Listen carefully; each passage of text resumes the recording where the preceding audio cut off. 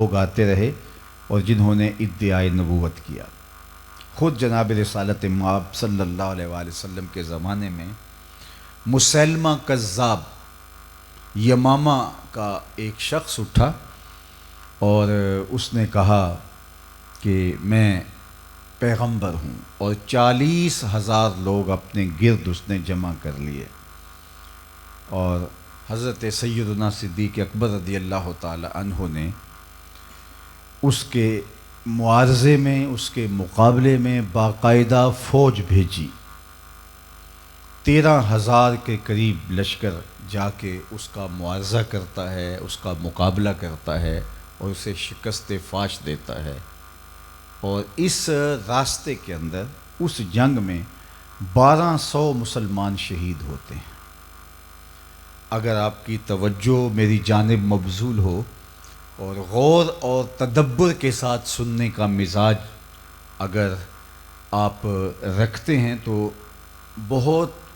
غور و فکر کے ساتھ سننے کی باتیں ہیں کہ 27 جنگیں حضور نے لڑی ہیں اپنی زندگی میں، حیات طیبہ میں۔ 10 سالہ زندگی جو مدنی ہے اس میں 27 جنگیں ہوئی ہیں۔ ان 27 جنگوں کے اندر جو ٹوٹل نقصان ہوا ہے جانوں کا، جو شہادتیں ہوئی ہیں مسلمانوں کی،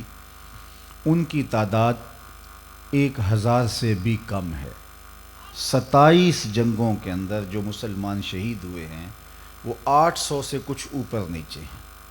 1000 تک بھی ان کی تعداد نہیں پہنچتی۔ اس میں بدر بھی ہے، اس میں احد بھی ہے، جنگ حنین بھی ہے، غزوہ تبوک بھی ہے، جنگ یرموک بھی ہے، کتنے بڑے بڑے مارکے ہیں، غزوہ احد بھی ہے۔ لیکن ٹوٹل جو مسلمانوں کو شہادتیں نصیب ہوئیں ان 27 جنگوں میں،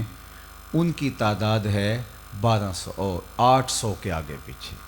اور صرف مسیلمہ کذاب ختم نبوت کے باغی کے خلاف جو ایک جنگ لڑی گئی دور صدیقی میں، اس میں صرف 1200 لوگوں نے جانیں ماری ہیں۔ 27 جنگوں میں اتنی شہادتیں نہیں ہوئیں جتنی اس ایک جنگ میں شہادتیں ہوئی ہیں۔ یہ بات سمجھنے کے لیے کافی ہے کہ ختم نبوت کا مسئلہ کتنا حساس مسئلہ ہے، اور اس حوالے سے صدر اول کے مسلمان صحابہ انہوں نے کوئی کمپرومائز نہیں کیا اور پوری قوت کے ساتھ ڈٹ کر کے ظالموں کا مقابلہ کیا۔ ایک تو اس بات کو ہم اچھی طرح سمجھ لیں۔ دوسری بات وہ یہ کہ 30 کے قریب حضور نے فرمایا دجال آئیں گے، اور جو ادعا کریں گے، دعویٰ کریں گے کہ میں نبی ہوں، رسول ہوں، اور وہ جھوٹے ہوں گے۔ اور مختلف ادوار میں لوگ آتے رہے، مسیلمہ کذاب، اسود انسی اور سجا، یہ تو اسی زمانے میں آ گئے۔ باقی اس کے بعد آج تک مختلف زمانوں میں مختلف لوگ آتے رہے۔ لیکن جب وہ لوگ جنہوں نے نبوت کا دعویٰ کیا اپنے منطقی انجام کو پہنچے، تو ان کی جو جماعت ان کے ساتھ شامل ہوئی، جو لوگ شامل ہوئے، ان کی جھوٹی امت بنی جو، تو وہ بھی ان کے ساتھ اپنے منطقی انجام کو پہنچ گئے۔ آج آپ دنیا بھر میں ڈھونڈیں گے تو اسود انسی کا ماننے والا کوئی موجود نہیں ہوگا۔ آپ دنیا بھر میں تلاش کریں گے، سجا نامی اس خاتون کا کوئی ماننے والا نہیں ہوگا۔ آپ کو مسیلمہ کذاب کا ماننے والا نہیں ملے گا، متنبی کوئی بھی ہو اس کا ماننے والا آپ کو نہیں ملے گا۔ لیکن کیا وجہ ہے کہ جب وہ ہمارے پنجابی میں کہتے ہیں کہ جدھر گئیاں بیڑیاں ادھر گئے ملا، جب وہ جھوٹے مدعیان نبوت اپنے منطقی انجام کو پہنچ گئے تو ان کے ماننے والے بھی ساتھی ان کے ختم ہو گئے، چند سالوں کے اندر ان کا وجود مٹ گیا۔ لیکن کیا وجہ ہے کہ 2 لوگ ایسے ہیں کہ جن کو مرے ہوئے 100 سال سے زیادہ عرصہ بیت گیا ہے اور ان کے ماننے والے آج بھی دنیا کے اوپر موجود ہیں۔ ایک قادیان کا دجال مسیلمہ پنجاب مرزا قادیانی، اور دوسرا بہاء اللہ جو ایران میں مدعی نبوت تھا، اس کے ماننے والے بھی پوری دنیا کے اوپر موجود ہیں۔ اور اس مسلمہ پنجاب کے ماننے والے بھی پوری دنیا کے اوپر موجود ہیں، جبکہ ماضی کی صدیوں کی تاریخ یہ ہے، گزشتہ 13 صدیوں کی تاریخ یہ ہے کہ جس نے نبوت کا دعویٰ کیا، جب وہ اپنے منطقی انجام کو پہنچا، اس کے جھوٹے ماننے والے بھی اپنے انجام کو پہنچ گئے اور ختم ہو گئے۔ لیکن ان دو لوگوں کے ماننے والے آج بھی دنیا کے اوپر موجود ہیں، تو یہ ایک سوالیہ نشان ہے، اور اس کو غور و تدبر کے ساتھ ہمیں سمجھنا پڑے گا کہ ایسا کیوں ہے۔ تو صاحبو، آپ پوری توجہ کے ساتھ اس مسئلے پر غور و فکر کیجئے کہ ایسا کیوں ہے۔ جب فکر کو مہمیز دیں گے تو آپ کو سمجھ آ جائے گی کہ باقی لوگ جو کھڑے ہوئے وہ از خود کھڑے ہوئے تھے، اور جب وہ اپنے منطقی انجام کو پہنچے ان کے ماننے والے بھی ختم ہو گئے۔ لیکن یہ جو دو لوگ تھے جنہوں نے نبوت کا دعویٰ کیا، یہ خود نہیں کھڑے ہوئے تھے، ان کو کھڑا کیا گیا تھا۔ جب نو آبادیاتی نظم سکڑنے لگا تھا تو اپنی گرتی ہوئی حکومت کو بچانے کے لیے عالمی دسیسہ کاروں نے مسلمانوں کو تقسیم کرنے کے لیے اور مسلمانوں سے جذبہ جہاد ختم کرنے کے لیے اور حج کی مرکزیت کو توڑنے کے لیے ان دو لوگوں کو کھڑا کیا تھا۔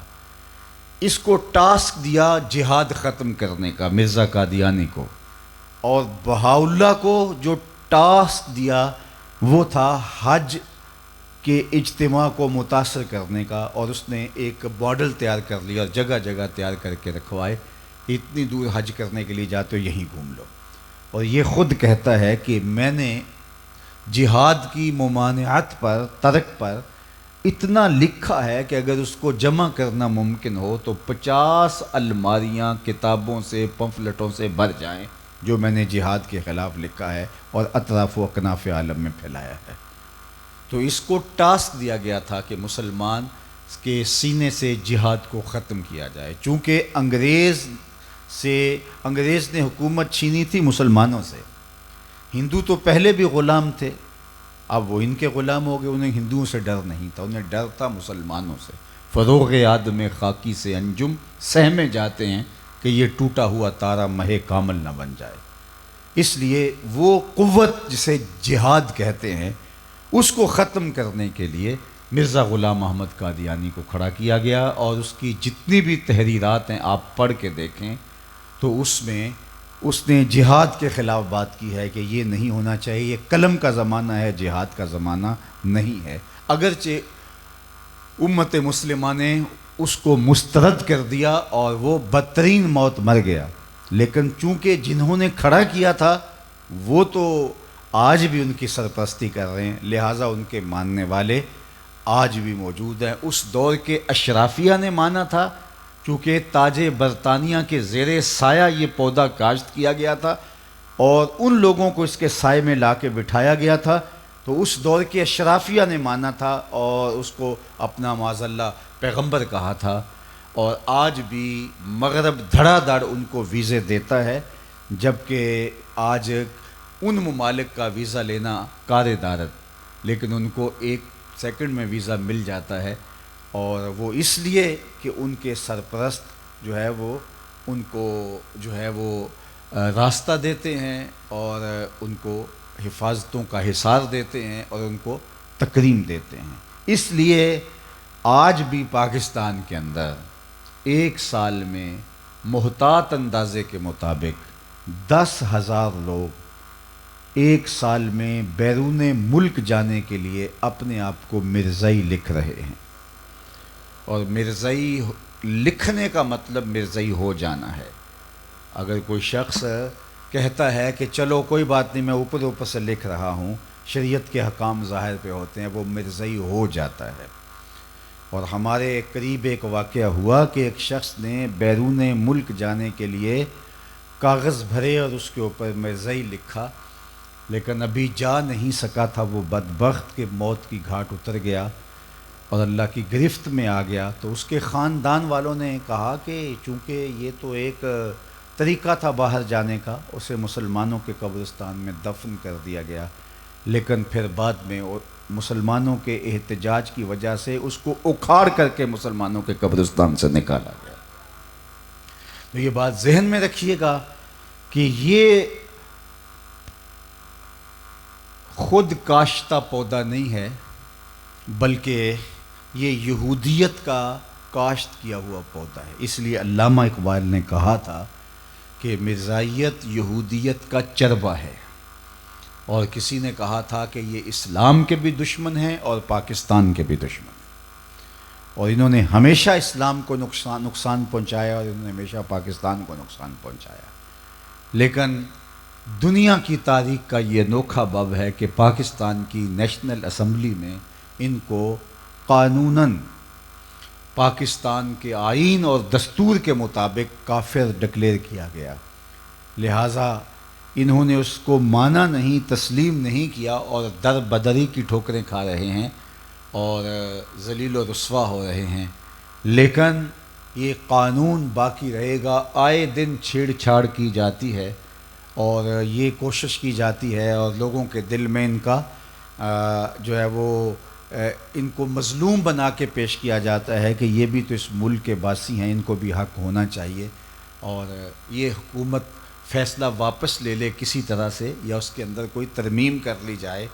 لیکن میں کہتا ہوں کہ آسمان تو پھٹ سکتا ہے، زمین کے ٹکڑے تو ہو سکتے ہیں، چاند بے نور ہو سکتا ہے، سورج بے نور ہو سکتا ہے، لیکن مرزائی کل بھی کافر تھے، مرزائی آج بھی کافر ہیں، اور مرزائی کل بھی کافر رہیں گے۔ مرزائی کبھی بھی جو ہے وہ اس دائرے سے نہیں نکل سکتے، چونکہ جو حضور کے ختم نبوت کا منکر ہے وہ کافر ہے۔ دوسری بات آپ کی توجہ چاہوں گا، اللہ آپ کے جذبوں کو سلامت رکھے،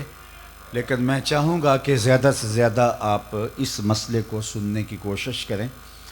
نعروں کا ذوق آخر میں، بعد میں، یا اس سے پہلے بھی میرا خیال آپ پورا کر چکے ہوں گے،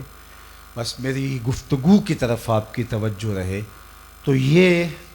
جہاد کے خلاف ایک عملی تحریک تھی، اور اس کی سرپرستی ان لوگوں نے کی جن کو جہاد سے خطرہ تھا، اور یہ وہی لوگ تھے جنہوں نے مسلمانوں سے حکومت چھینی تھی۔ پاکستان بننے کے بعد بھی انہوں نے پاکستان کو قبول نہیں کیا۔ آج بھی ربوے کے اندر جو قبریں ہیں، وہاں جو لوگ ان کے دفن ہوتے ہیں ان کو امانتاً دفن کیا جاتا ہے۔ وہ کہتے ہیں کہ پاکستان ٹوٹ جائے گا، ان کے عقائد میں یہ شامل ہے، اور ہم ان لاشوں کو اٹھا کے قادیان میں جا کے دفن کریں گے۔ جب پاکستان ایٹمی طاقت بنا تو پوری دنیا کے اوپر چراغاں کیا گیا، لیکن ربوے میں سوگ منایا گیا، اور جب پاکستان دو لخت ہوا، پاکستان جب ٹوٹا، بنگلہ دیش اور پاکستان دو الگ حصوں میں بٹا، تو اس وقت قادیان میں چراغاں کیا گیا تھا، اور ان کا خیال تھا کہ پاکستان بھی عن قریب ٹوٹ جائے گا۔ لیکن میں بار بار کہہ چکا ہوں، مشکل وقت قوموں پہ آتے ہیں، آتے رہیں گے، ہمارے گھروں میں بھی آتے ہیں، خاندانوں میں بھی آتے ہیں، بستیوں شہروں میں بھی آتے ہیں، لیکن سن لیجئے، پاکستان ختم ہونے کے لیے نہیں، قیامت تک قائم رہنے کے لیے معرض وجود میں آیا۔ پاکستان مٹنے کے لیے نہیں بنا تھا۔ یہ سبز ہلالی پرچم قیامت تک فضاؤں میں جھولتا رہے گا، اور پاکستان کل بھی زندہ باد تھا، پاکستان آج بھی زندہ باد ہے، اور پاکستان کا نام روشن رہے گا۔ مشکل وقت گزر جائے گا انشاءاللہ، اور یہ پھریرے پاکستان کی عظمتوں کے لہراتے رہیں گے۔